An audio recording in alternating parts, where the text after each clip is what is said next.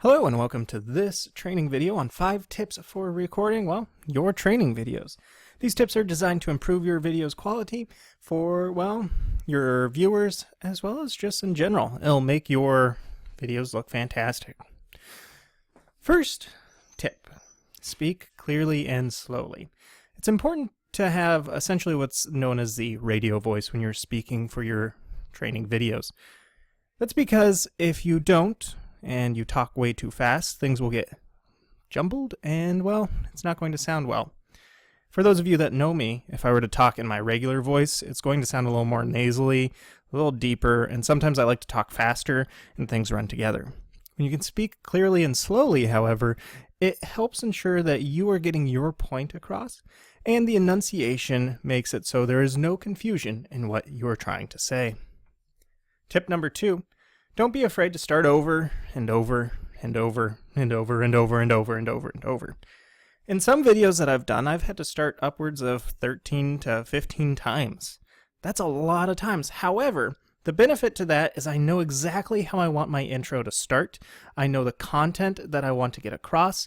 And moreover, I know exactly the point that needs to be made. I want to make sure that things sound good. I want to make sure there's no distractions in the background for the most part. And I want to make sure that it's a very clear and concise point. So, never be afraid to start over and over. It might be painstaking, but I promise you the quality is worth it. If you do a one and done take, there's a chance that you are not getting the exact information you need. And more importantly, consider it practice, right? You do one take and you think it's bad, do it again. You know exactly what to change. Number 3. Monitor what is viewable on your screen. I can't tell you how important this is. Having things like, say, text messages open or your email open while you're doing a screen recording can be embarrassing because information that you have might not be something that you want out in the public or for people to see. It's also important to note that if you're uploading your videos on YouTube, make sure you're not sharing that personal information out there. If you're creating a video for Zoom, make sure that your Zoom information isn't available. You wouldn't want anybody being able to Zoom bomb, now would you? Number 4, upload and tag.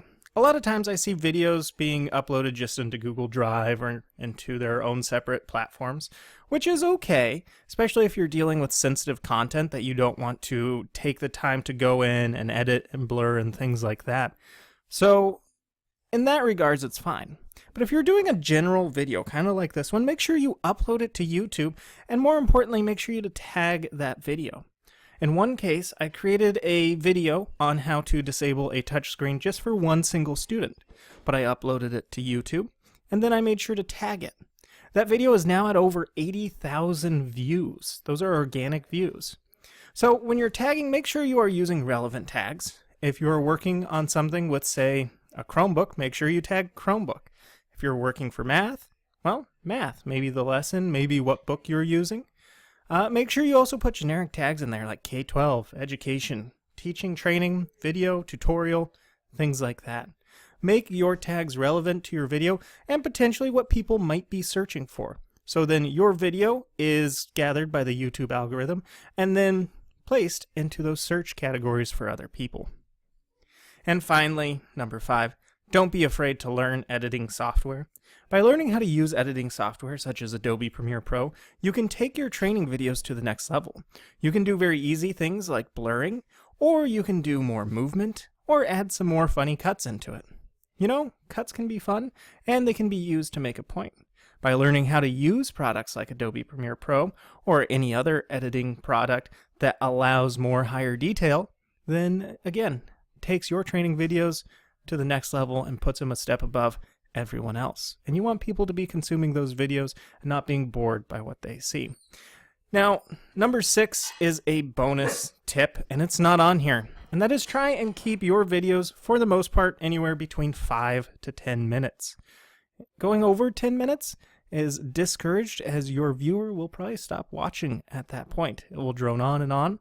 So break those longer videos up into smaller sections, and 5 minutes tends to be the sweet spot where you can get a lot of that information. If you're watching this video for training purposes at CCLS, please feel free to reach out to your IT department. Or if you're watching this on YouTube, please feel free to leave your comments or questions in the comments section below. And hey, thanks for watching.